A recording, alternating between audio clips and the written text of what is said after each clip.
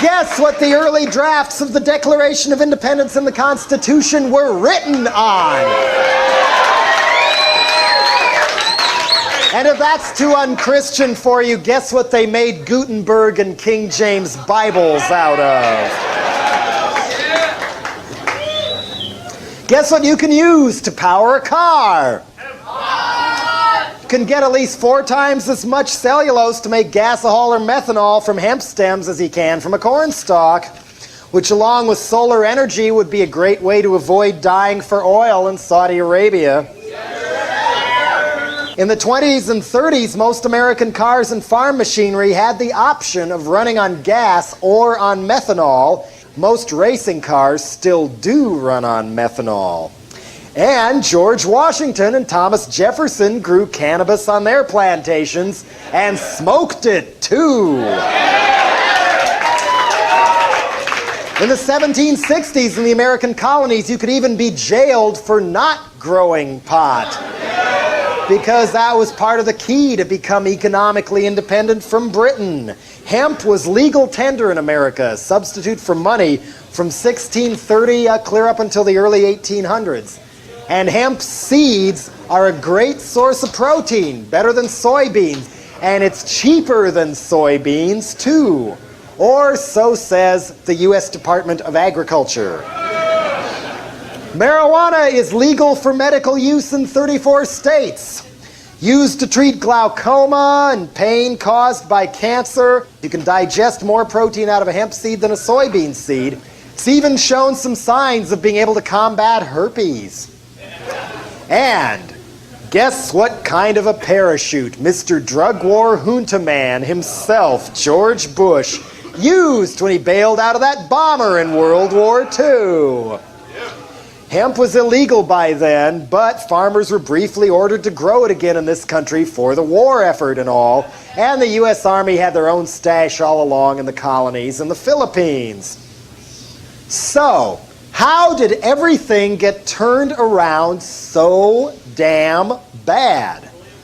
Doesn't it strike you as a little dumb that we burn oil and choke ourselves and chop down all our trees and ruin innocent people's lives by branding them criminals and throwing them in jails or sending them off to drug camps or taking all their property and selling it before they're brought to trial, in the process making crack and heroin cheaper and easier to get than pot?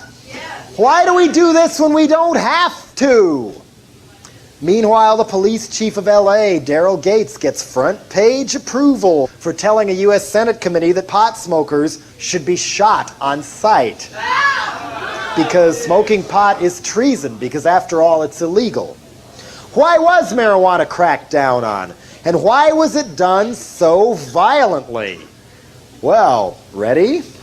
It is the world that has been pulled over your eyes to blind you from the truth. Hey, has anybody got some Visine?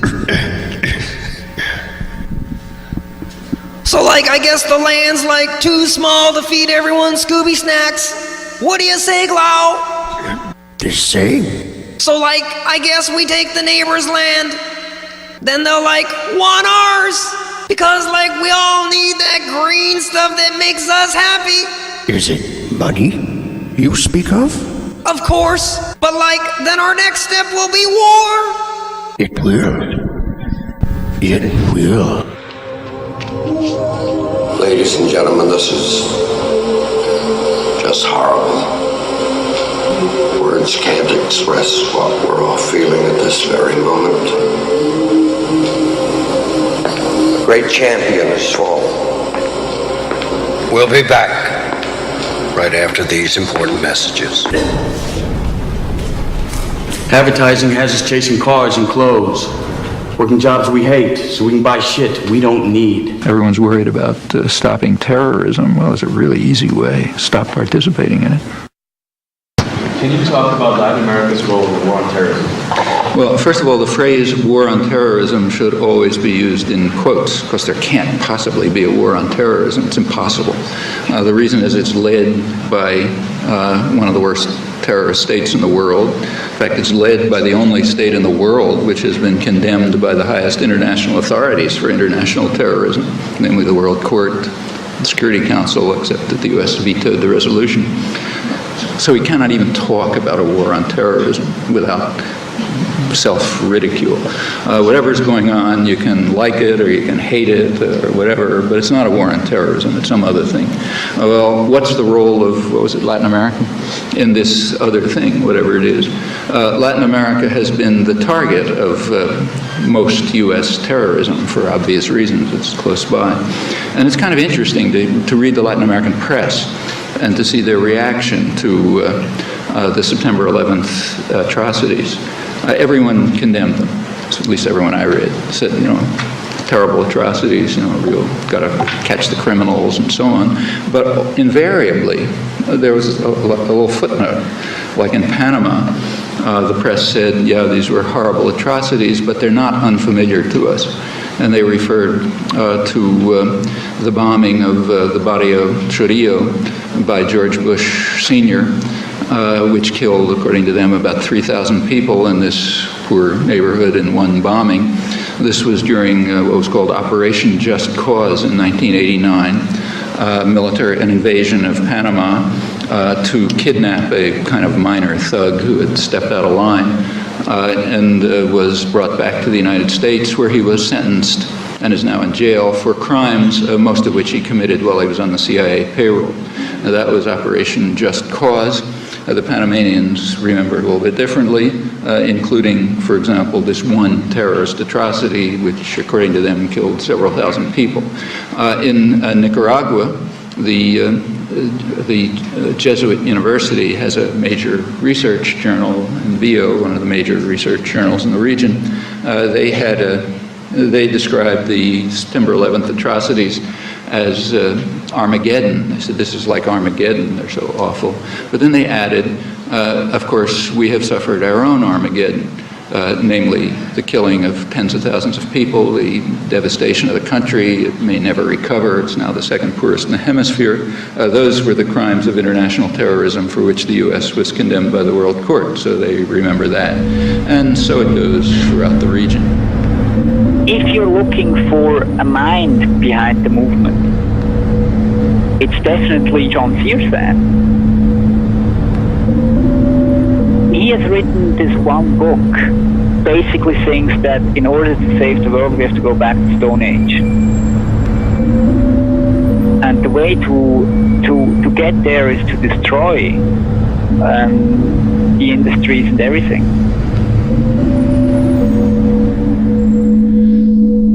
I find it kind of curious or strange that I've been called the architect of the tactic of property damage or the black bloc kind of activity. That certainly isn't true. Searson lives a very, very modest life. And for example, for a long time, his only income, he was making money by giving his own blood. We're trying to encourage the questioning, just the questioning. Why do people go out there and try to protest or try to, do something? That isn't mindless violence. The mindlessness is sitting there doing dope, watching MTV, and then you go and get a job and you just schlep along. And to me, that's violent. There's more and more signs everywhere that the life of consumerism is really not a satisfying life.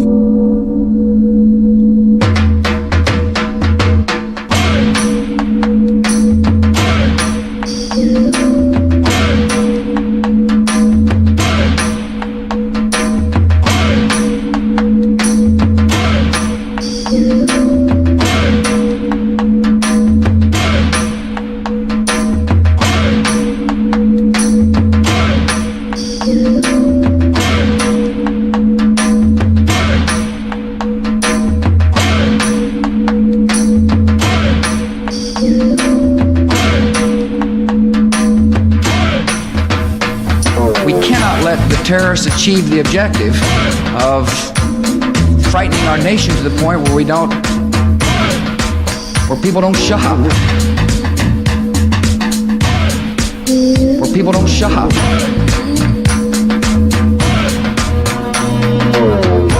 The will to consume terrorizes you. We're terrorized into being consumers. We have the freedom to choose between brand A and brand B and brand C. That's about it for freedom. We cannot let the terrorists achieve the objective of frightening our nation to the point where we don't conduct business, where people don't shop. Yeah, I think there's too much stuff to constantly work and constantly consume. It's madness.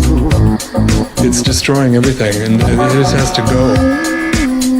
I see very little that's worth preserving. I see no value or health in maintaining the system. And to get all these things, it is a matter of coercion after all. People are forced to be in the mines and on the assembly lines. And without that, without these things, you don't have all this stuff. You don't have a world of things that we're supposed to strive after all of our lives. I don't think there's anyone who seriously embraces it, but the inertia carries it forward. It has to be stopped. It has to be destroyed. Deambulan por las calles y reciben el veneno constante de la publicidad comercial, sembrando sueños, ilusiones y ansias de consumos imposibles